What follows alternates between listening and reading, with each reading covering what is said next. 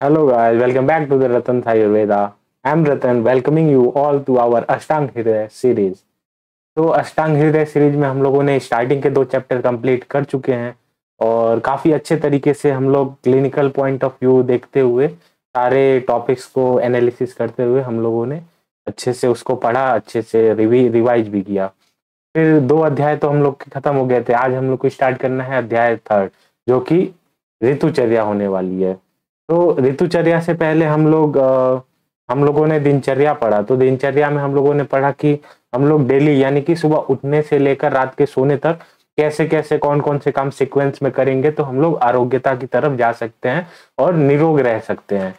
और उसी तरह हम लोग ऋतुचर्या में भी देखेंगे कि ऋतुओं के हिसाब से जैसे मौसम वगैरह चेंज होते रहता है तो उस हिसाब से कैसे हम लोग ऋतुओं के हिसाब से अपनी बॉडी में चेंजेस करेंगे, अपने व्यवहार में चेंजेस करेंगे, जिसके कारण हम लोग आरोग्यता की तरफ जा सकते हैं और डिजीज से बचे रह सकते हैं। तो अध्याय 3 यानी कि ऋतुचर्या की तरफ जाने से पहले एक बार क्विक रिवीजन कर लेते हैं दिनचर्या में हम लोगों ने पढ़ा क्या-क्या था। ट्राई करेंगे 5 मिनट में फिनिश करने का। हम लोगों ने दिनचर्या में स्टार्ट किया था ब्रह्म मुहूर्त में उठने से।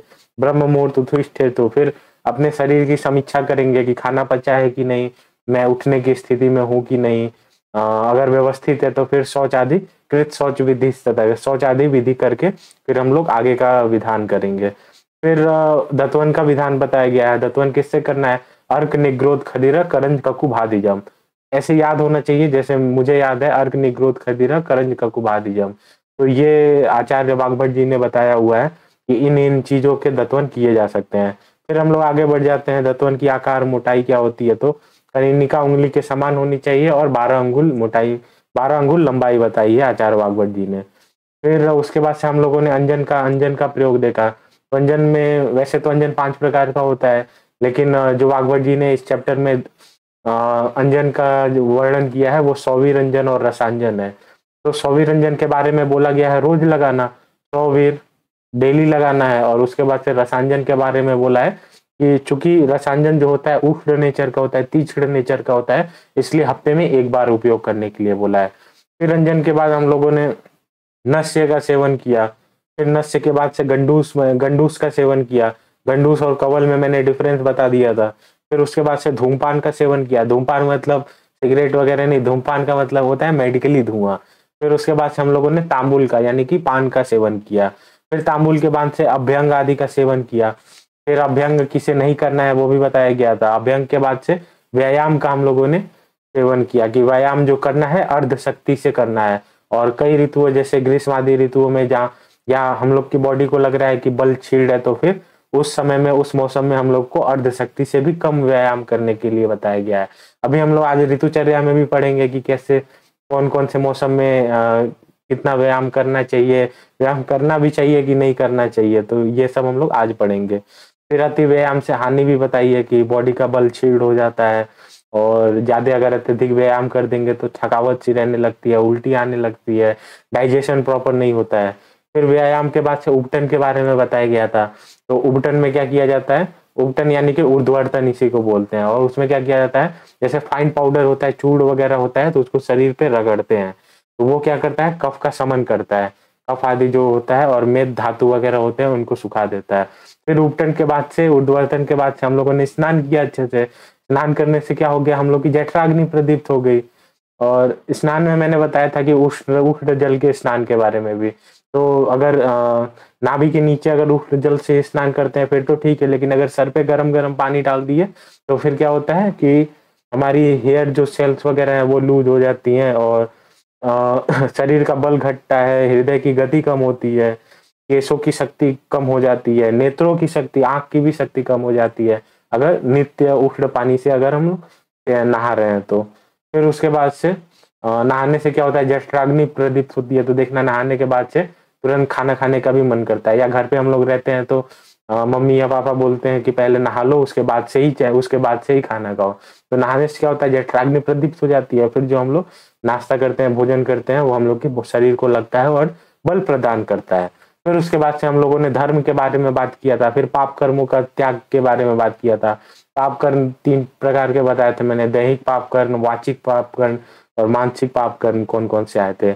और बाकी और भी बहुत सारी चीजें थी जो उस समय के हिसाब थी, उस समय के हिसाब से थी कि क्या क्या करना है।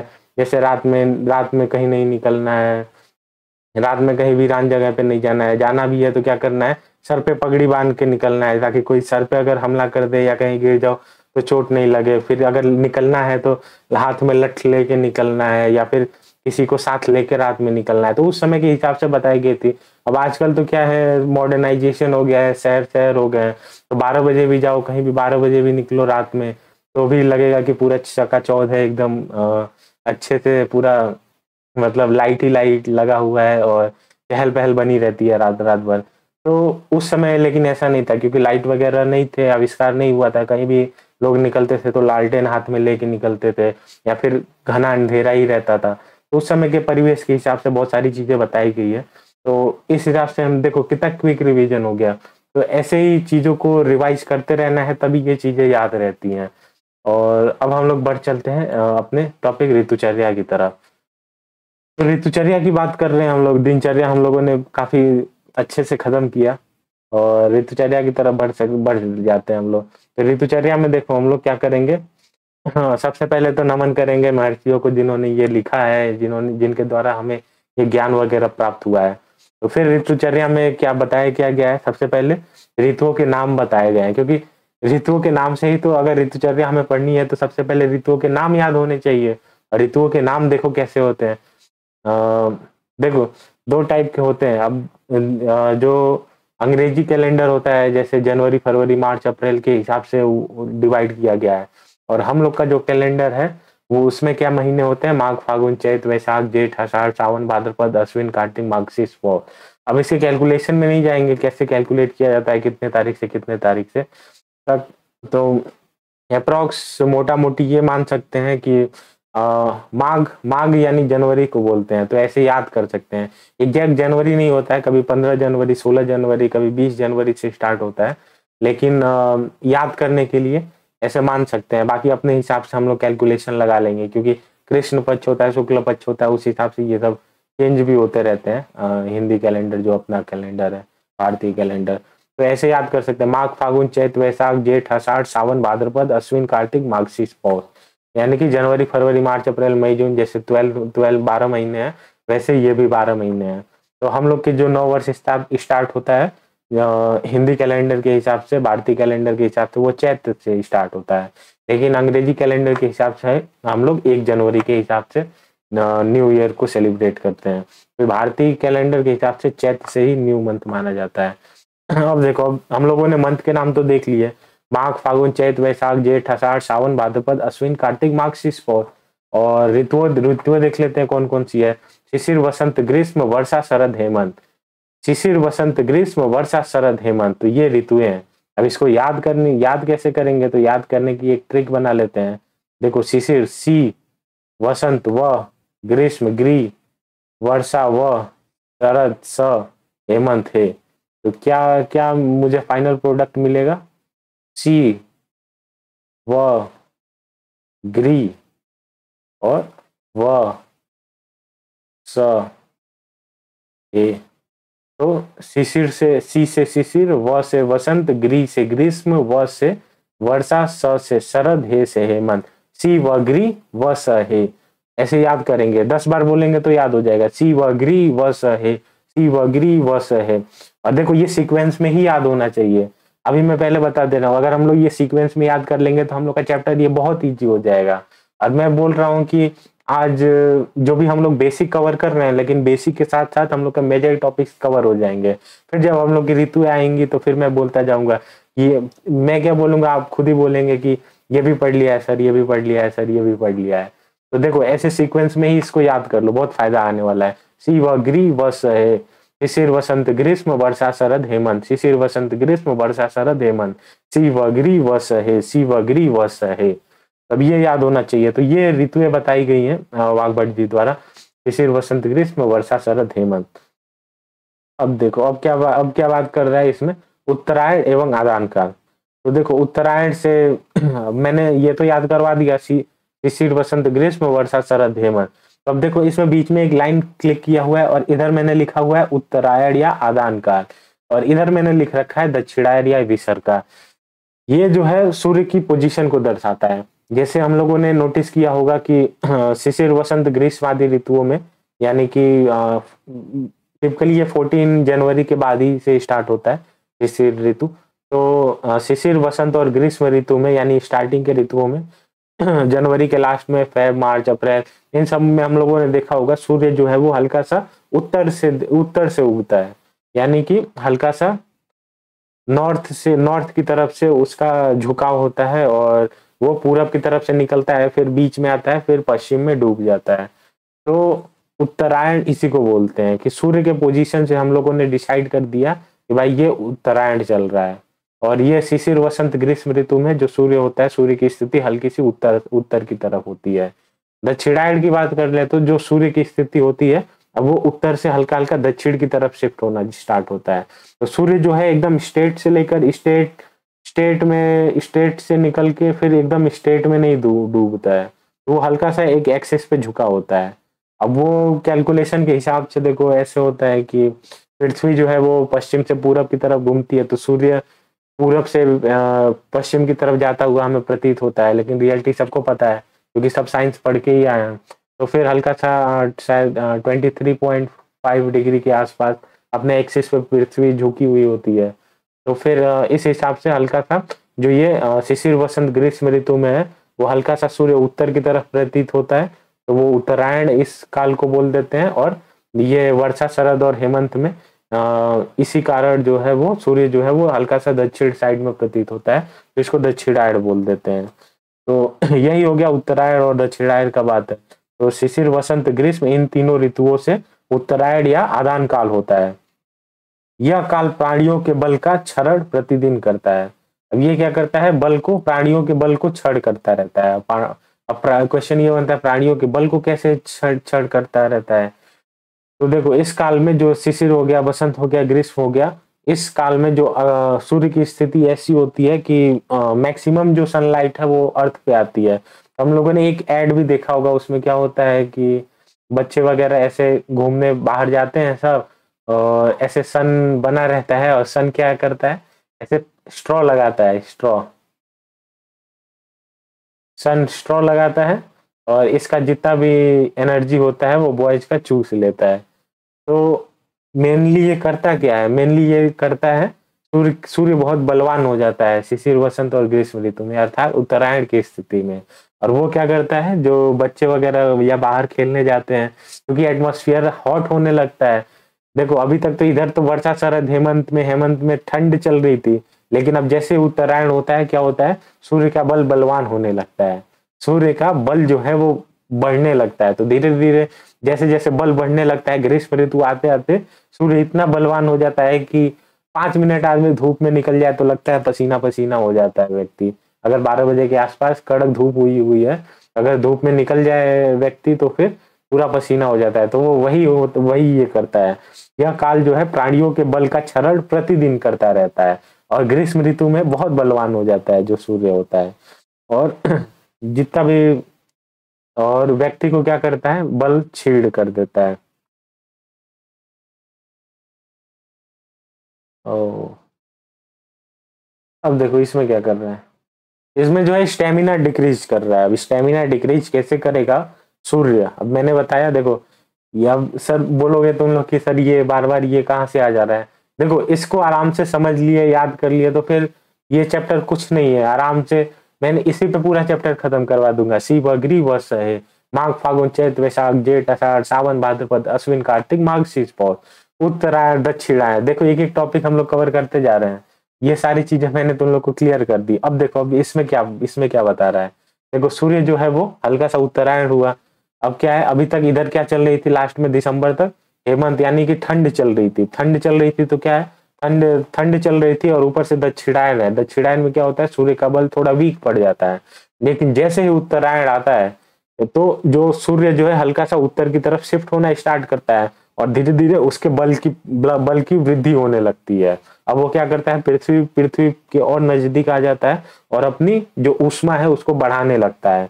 तो शिशिर में थोड़ा सा और एनर्जी बढ़ेगी सूर्य की, तो वो क्या करेगा, नित्य प्रतिदिन जो भी पृथ्वी पर प्राणी रह रहे हैं उनके बलों का क्षरण करेगा। फिर वसंत ऋतु में और सूर्य बलवान हो जाएगा। ग्रीष्म ऋतु में भयंकर बलवान हो जाएगा, इतना बलवान हो जाएगा कि अभी मैंने बताया कि 5 मिनट धूप में खड़े रह जाओ तो आदमी पसीना पसीना हो जाता है। 5 मिनट तो मैंने बहुत दूर बोल दिया, 2 मिनट में आदमी पसीना पसीना हो जाता है, इतना सूर्यदेव बलवान हो जाते हैं। तो देखो क्या क्या कह रहा है इसमें श्लोक में। तो ये कह रहा है कि आदान काल में उत्तरायण के मार्ग स्वभाव से अत्यधिक तीक्ष्ण उष्ण एवं रुक्ष सूर्य क्या हो जाता है, तीक्ष्ण हो जाता है, उष्ण हो जाता है और रुक्ष हो जाता है। वह पवन पृथ्वी के सौम्य गुणों का क्षरण कर देते हैं। यानी पृथ्वी, देखो पृथ्वी पे सौम्य गुण बढ़ा हुआ है, सौम्य है, शीतलता है, बनी हुई है, क्योंकि हेमंत तक ठंड आई हुई है। लेकिन जैसे उत्तरायण आया तो उत्तरायण आते ही सूर्य क्या हो गया, सूर्य के कौन कौन से गुण एक्टिव हो गए, रुक्ष, उष्ण और तीक्ष्ण। देखो सूर्य के रुक्ष, उष्ण और तीक्ष्ण, इसको याद कैसे करेंगे, RUT, रूट, रूट, इसको बोल सकते हैं क्या, रूट। सूर्य रूठ जाता है, यानी RUT हो जाता है। R से क्या हो गया, रुक्ष हो गया, U से उष्ण हो गया और T से तीक्ष्ण हो गया। जो उत्तरायण आते ही सूर्य रुक्ष हो जाता है, उष्णता बहुत ज्यादा बढ़ जाती है, तीक्ष्णता बढ़ जाती है सूर्य की, और वो क्या करता है, इतना बलवान हो जाता है और साथ ही साथ हवा भी चलने लगती है। देखो रियल में तो क्या होता है, शिशिर में हल्की फुल्की पूरब दिशा से हवा चलती है, तो पूरब दिशा से हवा चलती है तो इतना नहीं होता है। लेकिन जैसे जैसे वसंत आता है वैसे वैसे क्या होता है, पूरब की हवा चेंज होकर पश्चिम की हवा बन जाती है, और पश्चिम की हवा क्या लाती है, उष्णता सूर्य के साथ तो विद्यमान रहती है, साथ ही साथ रुक्षता लाती है, पूरा वातावरण रुक्ष हो जाता है बसंत और ग्रीष्म में, साथ ही तीक्ष्णता भी लाती है। इतनी तीक्ष्ण हवा होती है कि नित्य प्रतिदिन जो भी प्राणी बाहर निकलते हैं या खुले वातावरण में निकलते हैं उनके बलों का हास्य करना स्टार्ट कर देती है। यह आदान काल में तिक्त इसी ऋतु में, कषाय वसंत ऋतु में तथा कटुरस ग्रीष्म ऋतु में क्रमशः बलवान हो जाते हैं। तो अब देखो इसके कारण, देखो हवा चली तो क्या हुआ देखो सबसे खतरनाक ग्रीष्म ऋतु में क्या हो गया, कटुरस,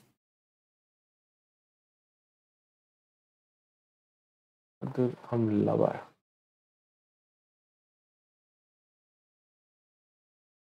कटुरस, बसंत ऋतु में कषाय रस और शिशिर ऋतु में तिक्त रस। देखो हवा चली, अब स्टार्टिंग में तो क्या है, शिशिर ऋतु में हल्की हल्की थोड़ी कम हवा चल रही है,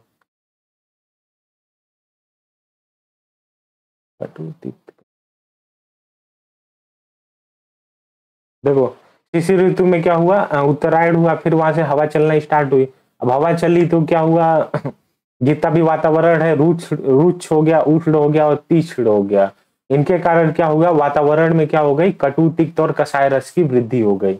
तो ग्रीष्म ऋतु में एकदम बहुत हाई लेवल का क्या हो जाता है, रुक्ष वातावरण हो जाता है, तो कटु रस पूरे वातावरण में विद्यमान हो जाता है। साथ ही साथ शिशिर ऋतु में तिक्त रस तथा वसंत ऋतु में कषाय रस का डोमिनेंस हम लोग को देखने को मिलता है। इसलिए आदान काल को आग्नेय काल भी बोला जाता है। तो अब ये एक और नाम हमारे सामने आ गया, ये आदान काल को क्या बोल दिया गया, आग्नेय काल। आग्नेय काल, देखो इस चार्ट से ही सब कुछ क्लियर होते जाएगा। शिवग्री व सहे, साथ ही साथ अब हम लोगों ने रस भी पता चल गया कि कौन कौन से रस की उत्पत्ति हो जाती है। तो ग्रीष्म ऋतु में कटु रस बलवान हो जाता है, शिशिर में तिक्त बलवान हो जाता है, बसंत में कषाय बलवान हो जाता है। क्यों बलवान हो जाता है, क्योंकि ये सारे रुक्ष, उष्ण और तीक्ष्ण गुण के हैं। और ये क्या क्यों बढ़ जाता है, क्योंकि जो पश्चिम से हवा आती है और साथ ही साथ सूर्य भी उत्तरायण हो गया, सूर्य भी काफी बलवान हो गया, तो वो क्या करता है, नित्य प्राणियों का क्षरण करता है तथा वातावरण में कटु, तिक्त, कषाय रसों की वृद्धि हो जाती है। ये इसमें यही कह रहा है। और स्टेमिना तो डिक्रीज होता ही है, देखो स्टेमिना घटेगा सूर्य प्रतिदिन क्षरण करेगा तो। अब विसर्ग काल में देखो क्या करता है, विसर्ग काल में कह रहा है कि वर्षा, शरद तथा हेमंत ये दक्षिणायन की ऋतुएं हैं। वर्षा व सहे यानी वर्षा, शरद और हेमंत जो है वो दक्षिणायन की ऋतुएं हैं और इन्हें विसर्ग काल भी कहा जाता है। उत्तरायण को आदान काल कहा था, साथ ही आग्नेय काल भी कहा था, दक्षिणायन को विसर्ग काल हम लोगों ने कह दिया। अब विसर्ग काल क्या होता है, सौम्य होता है। उत्तरायण में क्या हो रहा था, सूर्य का बल बढ़ रहा था, बहुत ज्यादा उष्णता, तीक्ष्णता, रुक्षता बढ़ जा रही थी, जिसके कारण वातावरण में कटु तिक्त कसाय रस बढ़ जा रहे थे। लेकिन जैसे ही दक्षिणायन हुआ, इसमें क्या हो गया, हाँ, दक्षिणायन है ये विसर्ग काल है, और विसर्ग काल या विसर्ग काल सौम्य होने के कारण बल का निर्माण करता है तथा प्राणी मात्र को बल देता है। तब देखो एक और कंपेरिजन हो गया, इधर वालों में क्या हो रहा था, बल जो है वो घट रहा था धीरे धीरे, लेकिन अब इधर जो ये तीनों है इसमें क्या होगा, बल जो है वो बढ़ेगा, बल बढ़ेगा, प्राणी मात्र को बल देता है। तथा इस विसर्ग में चंद्रमा का बल बढ़ा रहता है। अब इसमें क्या है, इसमें जो था इधर वाले में था वो सूर्य सूर्य डोमिनेट कर रहा था, सूर्य का बल बढ़ा हुआ था, लेकिन विसर्ग काल में चंद्रमा का बल बढ़ जाएगा, चंद्रमा का बल बढ़ेगा जो कि प्राणी मात्र को बल प्रोवाइड करेगा और बल की वृद्धि कराएगा। इस काल में बादल के छाए रहने से, वर्षा के कारण से, शीतल वायु के कारण पृथ्वी का संताप शांत होता है। अब इसमें क्या होगा, या तो वर्षा होगी, या तो बादल छाए रहेंगे, या तो शीतल वायु, ठंडी ठंडी वायु बहती रहेगी, जिसके कारण पृथ्वी का जो है टेम्परेचर जो आदान काल में बढ़ा हुआ है वो विसर्ग काल में धीरे धीरे शांत हो जाएगा। अब इसी कारण अब इधर हम लोगों ने पढ़ा था कटु तिक्त कसाय रसों की वृद्धि हो रही थी, लेकिन इसमें सौम्य रसों की वृद्धि होगी। सौम्य रस कौन कौन से होते हैं, मधुर, अम्ल और लवण। तो मधुर, अम्ल और लवण रस की वृद्धि होगी। तो स्निग्ध रस में आते हैं ये सारे। तो स्निग्ध रस में हेमंत ऋतु में क्या होगा, मधुर रस की वृद्धि हो जाएगी, वर्षा ऋतु में अम्ल रस की वृद्धि हो जाएगी, शरद ऋतु में लवण रस की वृद्धि हो जाएगी। तो देखो इधर क्या हो गया, ग्रीष्म में कटु की वृद्धि हुई थी, शिशिर में कषाय रस की वृद्धि हुई थी, सॉरी एक सेकेंड, ग्रीष्म में कटु रस की वृद्धि हुई थी, शिशिर में तिक्त रस की वृद्धि हुई थी, वसंत में कषाय रस की, मधुर, अम्ल और लवण, कटु, तिक्त और कषाय रस की वृद्धि हुई थी। तो ये सारे क्या है, रुक्ष गुण वाले हैं। रुक्ष हो गया, उष्ण हो गया, तीक्ष्ण हो गया, ये गुण वाले हैं। लेकिन अब इधर विसर्ग काल में जो है वो चंद्रमा बलवान हो गया है। चंद्रमा के बलवान होने से क्या हो जाता है, सौम्य रसों की वृद्धि होगी, और सौम्य रस के साथ साथ स्निग्धता बढ़ेगी, क्योंकि देखो या तो बादल छाए रह रहे हैं, या तो वर्षा हो रही है, या तो शीतल वायु बह रही है, तो पृथ्वी पे क्या हो जाएगा, सौम्य रस, सौम्य गुण बढ़ जाएगा। सौम्य गुण के साथ साथ प्राणी जो होंगे वो बलवान होंगे, और उसके साथ साथ स्निग्ध रसों की वृद्धि हो जाएगी। तो स्निग्धता जब बढ़ेगी तो स्निग्ध रस कौन कौन से हैं, मधुर हो गया, अम्ल हो गया, लवण हो गया। हेमंत ऋतु में मधुर रस बलवान होगा, वर्षा ऋतु में अम्ल बलवान होंगे, और शरद ऋतु में लवण रस बलवान होगा। तो ये बलवान होने का ऑर्डर था, और काफी अच्छे से हम लोगों ने कवर किया। अब देखो अब इसको याद कैसे करना है, देखो तो अब मैं ट्रिक भी बता देता हूँ, अच्छे से एकदम कवर हो जाएगा, ताकि याद ही हो जाए। देखो मैं इतना ही पढ़ाया हूँ, लेकिन तुम लोग का चैप्टर अप्रोक्स कंप्लीट होने जा रहा है। अब ऋतु आएगी, बस मैंने ये बताते जाऊंगा कि मैंने देखो शिशिर में ये भी बता दिया था, ये भी बता दिया था, ये भी बता दिया था।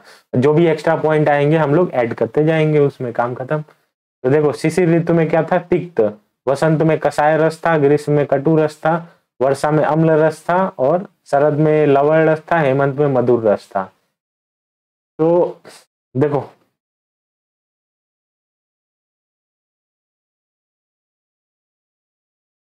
ये तो ठीक है। अब देखो इसका पंच भौतिक संगठन से हम लोग कंपेयर करते हैं।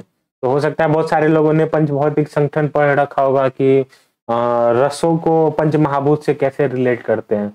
तो उसको एक बार थोड़ा साइंटिफिक पॉइंट ऑफ व्यू से हम लोग रिलेट करने का प्रयास करेंगे कि देखो एग्जाम के लिए रटना एक अलग चीज होती है, लेकिन मैं चाहता हूँ कि समझ के, भाई अगर हम लोग क्यूरियोसिटी ही नहीं हम लोग के अंदर रहेगी तो फिर अगर हम लोग संभाव ऐसे इन सब चीजों में हो जाएंगे तो ये सारी चीजें अच्छी नहीं है। तो मैं चाहता हूँ कि इसको क्लिनिकल पॉइंट से या फिर जो भी एटमॉस्फेयर में घटित हो रहा है इसके हम लोग रिलेट करते हुए पढ़े। तो देखो कैसे करते हैं। शिवग्री वस है मैंने बता दिया था, शिशिर वसंत ग्रीष्म वर्षा शरद हेमंत, और इसमें रस भी बता दिए थे, मधुर अम्ल लवण कटु तिक्त कषाय। तो इसको हम लोग एक लाइन क्लिक कर देते हैं। तो देखो ये तीन हो गए थे कौन सा, आदान काल। आदान काल यानी उत्तरायण हो रहा था, इधर हो गया था विसर्ग काल यानी कि दक्षिणायन, और इधर हो रहा था उत्तरायण। ठीक है, अब पढ़ते हैं। देखो पंचभौतिक संगठन कैसे कहते हैं। देखो मधुर, अम्ल, लवण, कटु, तिक्त, कषाय, मैंने पहले चैप्टर में बताया था कि 6 टाइप का रस होता है। अब इसका पंचभौतिक संगठन देख लेते हैं। देखो आकाश, वायु, अग्नि, जल, पृथ्वी से ही सारे पंचभौतिक यानी कि इन्हीं पांचों महाभूतों से मिलकर ही संसार की सारी वस्तुएं बनी हुई है, और सबके अंदर ये चीजें विद्यमान है। लेकिन कुछ कुछ रसों में या कुछ कुछ चीजों में प्रमुख रूप से एक या दो डोमिनेट करते हैं जो भी महाभूत हैं। तो डोमिनेंसी का केस हम लोग देख रहे हैं।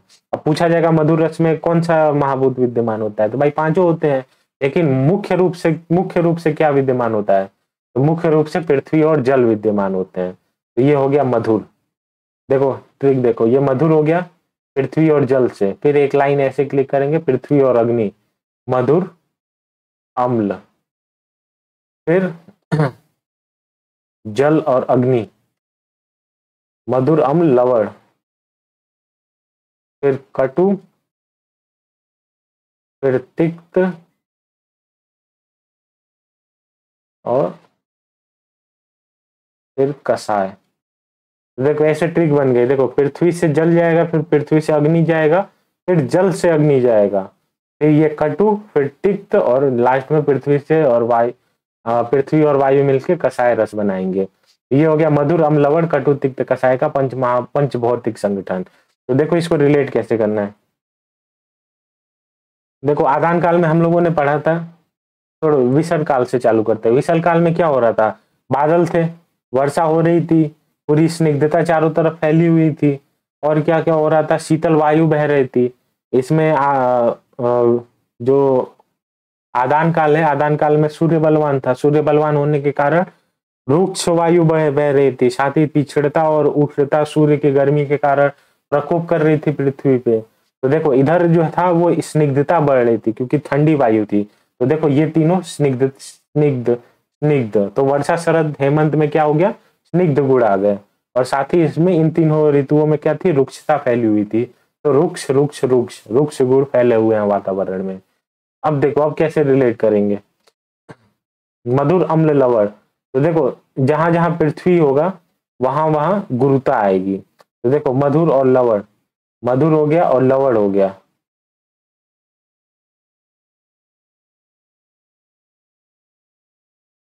तो देखो मधुर हो गया, मधुर में गुरुता आ गई है, और क्या हो गया, और लवण में जो है वो गुरुता आ गई है। खैर वो तो एक दूसरा चीज मैं बता रहा था। यहाँ पे देखो मधुर, अम्ल, लवण, स्टार्टिंग में क्या था, हवा बह रही थी, हवा हल्की सी पूरब के साइड से बह रही थी, पूरब के साइड से बहने के कारण जो वातावरण था वो लघु हुआ पड़ा था। ठीक है, साथ ही साथ शिशिर का मौसम है, शिशिर के साथ में ठंडी ठंडी हवाएं भी बह रही हैं, तो शीतलता भी बनी हुई है। शीतलता के साथ अब बसंत ऋतु आ गया। बसंत ऋतु में क्या हो, बसंत ऋतु में क्या हो गया, कषाय रस आ गया।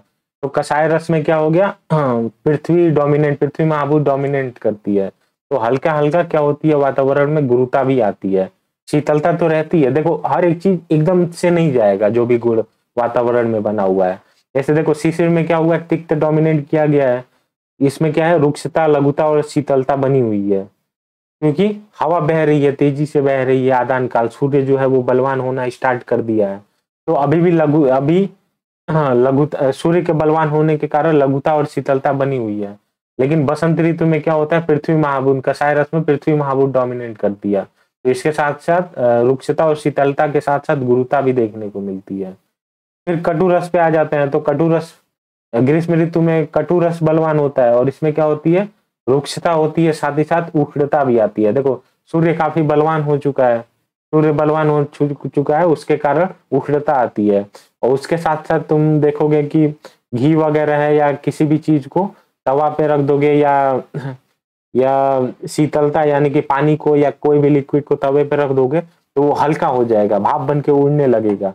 तो इसके कारण जो ग्रीष्म ऋतु में होता है वो वातावरण जो होता है वो वातावरण में लघुता आती है। फिर वर्षा ऋतु में देखो, वर्षा ऋतु में क्या होता है कि चूंकि ग्रीष्म ऋतु में बहुत ज्यादा गर्म था, ग्रीष्म ऋतु में बहुत गर्म वातावरण था, तो गर्म होने के कारण क्या हो गया, उष्णता तो है ही गर्म होने के कारण, लेकिन लघुता भी है, क्योंकि वही मैंने बताया कि तवे पे है, तवे पे पानी छिड़क दो तो वो क्या होगा, भाप बन के उड़ जाएगा, तो लघुता हमें देखने को मिलेगी। साथ ही साथ एसिड रेन वगैरह के एसिड रेन वगैरह का भी हम लोग कॉन्सेप्ट देख सकते हैं कि जाता है वायुमंडल में, फिर पानी मिलता है, फिर एसिड रेन वगैरह होता है, तो उसके कारण अम्ल रस जो है वो बलवान हो जाता है वर्षा ऋतु में। फिर ये लघु क्यों आया मैंने बता दिया, क्योंकि क्वेश्चन आता है कि देखो अम्ल में क्या है, पृथ्वी है, अम्ल में पृथ्वी महाभूत है, तो फिर ये लघु कैसे हो गया, तो लघु इसलिए हुआ क्योंकि ग्रीष्म ऋतु में क्या है, अभी पूरा सूर्य बलवान है, सूर्य का जो डोमिनेंसी है वो अच्छे से हटा नहीं है, अभी भी सूर्य डोमिनेट कर रहा है, लेकिन अब वो वर्षा ऋतु आते ही धीरे धीरे हल्का सा जो उत्तरायण है, उत्तरायण से दक्षिणायण होना स्टार्ट कर दिया है, तो अभी एकदम से दक्षिणायण नहीं हो जाता है, हल्का हल्का, फिर हल्का हल्का सूर्य जो है वो एक एक डिग्री करते करते हल्का हल्का फिर वो दक्षिणायण होता है, तो अभी भी सूर्य बलवान है, इसलिए ये ग्रीष्म ऋतु की जो लघुता है वो वर्षा ऋतु में भी दिखाई देने को मिलती है, और साथ ही उष्णता भी दिखाई देने को मिलती है। लेकिन दक्षिणायण, चूंकि दक्षिणायण होने लगा है तो वातावरण में स्निग्धता भी मौजूद होना स्टार्ट कर देती है। शरद ऋतु में जो है वो वातावरण स्निग्ध हो जाता है, और स्निग्ध के साथ साथ गुरु भी हो जाता है। फिर गुरु के साथ साथ अभी भी डोमिनेंसी रहती है सूर्य की, तो उष्ण भी रहता है। अब शरद ऋतु जब जैसे जैसे हल्का हल्का खत्म होना स्टार्ट कर देता है, वहां पे क्या होती है, शीतलता हमें देखने को मिलती है, और जो वातावरण होता है वो शीतल हो जाता है, और उसके साथ साथ स्निग्ध और गुरु भी हमें देखने को मिलती है। देखो ये लघु था। क्वेश्चन ये बनता है पृथ्वी महाभूत है तो लघु कैसे हो गया, तो ये मैंने बताया। और शरद ऋतु में लवण विद्यमान, लवण रस बलवान हो जाता है, तो लवण रस बलवान हो जाता है, तो लवण रस में जो है वो जल और अग्नि महाभूत होते हैं, तो देखो जल जो है वो गुरुता प्रोवाइड करता है, और साथ ही साथ देखो जल का और भी काम है, लेकिन जल क्या होता है, भारी होता है, और जो अग्नि महाभूत है वो उष्णता प्रदान करती है, और साथ ही साथ जो वातावरण रहता है वो स्निग्ध रहता ही है। तो इन दोनों को स्पेशल रूप से देखना है कि लघुता, वर्षा में लघुता होती है और शरद ऋतु में गुरुता होती है। तो इसी के साथ जो इंट्रोडक्शन था वो मैंने इसका बता दिया। अब सीजनल स्ट्रेंथ देख लेते हैं। देखो बेसिक अप्रोक्स खत्म होने वाला है, और हर एक ऋतु पे हम लोगों ने थोड़ी थोड़ी चर्चा कर ली है कि कौन सी ऋतु में कौन सा रस बलवान होता है, कौन सी ऋतु में कौन सा बलवान होता है। तो अब बल का एक विशेष क्रम देख लेते हैं। विशेष क्रम कैसे देखेंगे, देखो सूर्य क्या हो रहा था, सूर्य उत्तरायण होना स्टार्ट कर रहा था, इधर क्या थी, ठंड थी। तो सबसे ज्यादा बलवान अगर माना जाए तो सबसे ज्यादा बलवान, यानी कि बलवान अपने प्राणियों में बल को हम लोग देखेंगे, तो प्राणियों में बल की बात कब हम लोग प्राणियों को बलवान बना पाएंगे, जिस स्थिति में जो सूर्य होगा वो सूर्य कम बलवान होगा। तो सूर्य सबसे कम बलवान होता है शिशिर और हेमंत ऋतु में, तो हेमंत ऋतु में सबसे कम बलवान होता है।